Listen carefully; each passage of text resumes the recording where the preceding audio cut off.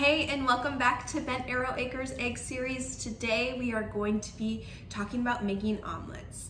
I'm not gonna lie, when I set out to do this egg series, this was the episode that I was most nervous for. Back at Purdue, when I was a student, we had a culinary lab where we had to work through different stations, learning the ins and outs of a restaurant. And at one point during the lab, you always had to man the omelet station.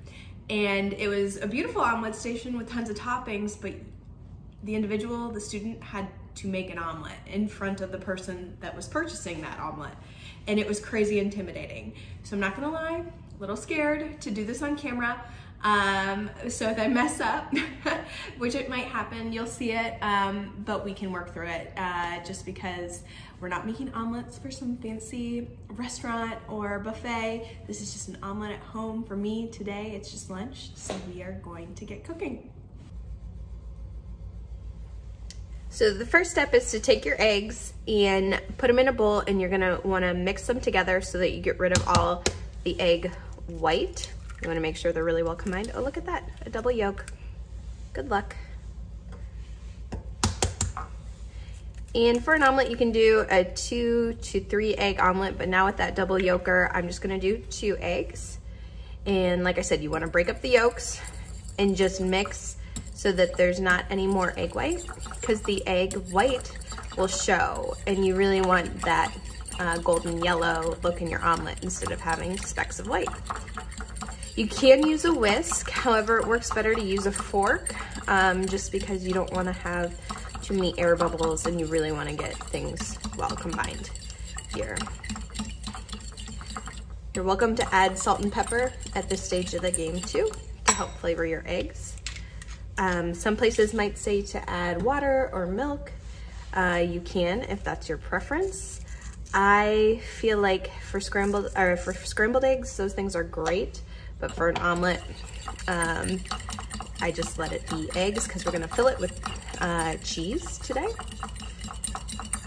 to make a really good lunch.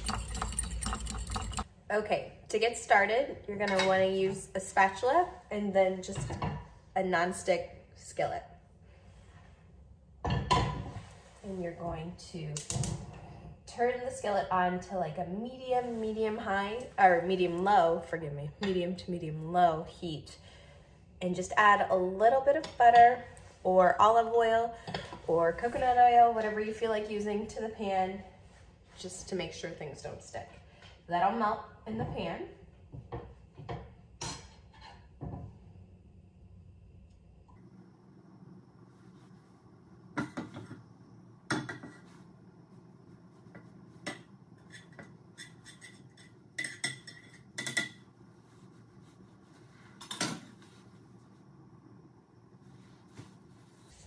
And then once the pan is warm and the butter or whatever is shimmery and melted, you're going to add your eggs.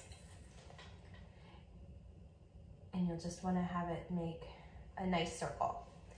There's different opinions on what works best, whether if you were to take a fork and keep it moving the whole time and then lay it out to get it started, or use a spatula like this and pull back on the edges, pulling the cooked ends in, and then letting the parts that aren't cooked out to the edges cook. You know, and it's not a bad method. I like to use this just to get it started, but it also doesn't hurt to just kind of have it sit on that medium to medium low heat and cook. It'll cook evenly. So what you're gonna see now is that we're getting pretty close to pretty well cooked. It's still shiny on the top, but not very liquidy. You know, there's a little bit, but things will keep cooking with residual heat. So nobody wants a liquid egg, obviously, but you also don't want a burn. All right, so what I'm going to do next is just add some shredded cheddar cheese to the center of this omelet so it can get some meltedness. Everybody likes melted cheese, right? So it's right down the center. So here's the moment of truth. What I'm gonna do using this spatula, this is sometimes called a fish spatula. It just works really well when you're working with something delicate like fish or delicate like an omelet.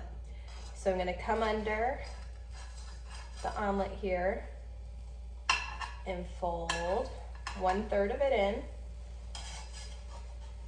And this is tricky because I want you guys to be able to see it. Then fold the other 1/3 over that.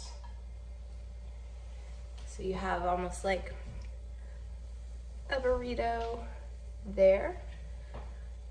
And then just gently transfer it to your plate. So here you have it. Like I said, it's not beautiful, it's not something gorgeous, but I am gonna jazz it up a little bit with maybe some avocado and salsa and some green onions just to give it some color and flavor and texture. But it's a good lunch and it's perfect for an omelet at home, and it's easier than what you think it might take to make an omelet. There we go, all dolled up. Look at that omelet. Looks pretty good, not a bad at-home lunch. So let's check it out here.